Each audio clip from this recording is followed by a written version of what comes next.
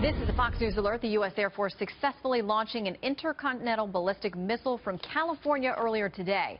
The launch was the fourth test from the U.S. this year and comes less than a week after North Korea's record-setting missile test, though U.S. officials say the Air Force test was not in response to Pyongyang's actions. They say it was long planned. Let's talk about it with Lieutenant Colonel Ralph Peters, a Fox News strategic analyst. Good to see you, Colonel. Great to speak with you always, Shannon. All right, what do you make of this? And now we've also learned today that China's been doing some missile testing of its own. Are they playing all sides in this conversation? Well, China is the key beneficiary of all of this, in peace and even were it to come to war. And so you've raised a crucial point. And one of the greatest obstacles, perhaps the greatest obstacle, to making progress on the North Korea threat is groupthink in Washington. It's accepted wisdom that the path to Pyongyang goes through Beijing. China's going to help us. We just have to figure out the right button to press. China will never decisively help us against North Korea because China benefits in peacetime. North Korea keeps us occupied, so we haven't cracked down on the Chinese in trade or intellectual property issues.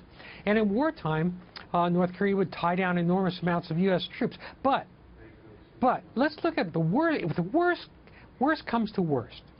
And the North Koreans explode a nuclear weapon in the air above Honolulu. Well, it's not going to benefit North Korea because we would destroy the place. But China, without firing a shot, would have wrecked the pivot of our Pacific strategy. I mean, people aren't thinking militarily on this. And the key North Korean targets for their nukes would be Honolulu with 44,000 U.S. personnel, Pearl Harbor, the Army bases, the air bases, San Diego, Seattle, Puget Sound, Fort Lewis. I mean, this is a possibility for China to achieve its #1 strategic dream, driving the U.S. from the Pacific without Beijing firing a shot.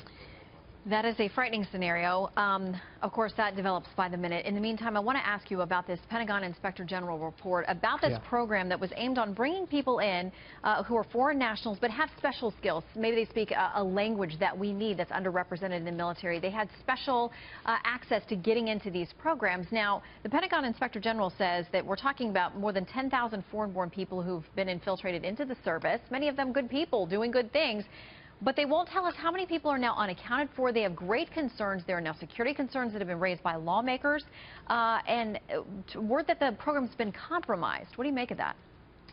Well, this program is a great idea because, above all, we do need language skills because we Americans are just too lazy to learn foreign languages. We don't learn Spanish, let alone Farsi or Urdu. So it's a good idea. But where it breaks down is in the bureaucracy.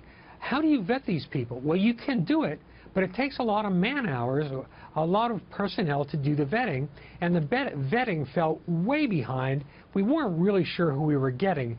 So again, a great idea, badly executed. I don't want that program to end, but it's got to get much, much tougher. Yeah, and apparently the goal was to get the people with those special skills, but apparently we were bringing in drivers and cooks and all kinds of other people who didn't really meet that criteria. So we'll keep tracking it, Colonel. Thank you very much for your expertise, sir. Thank you.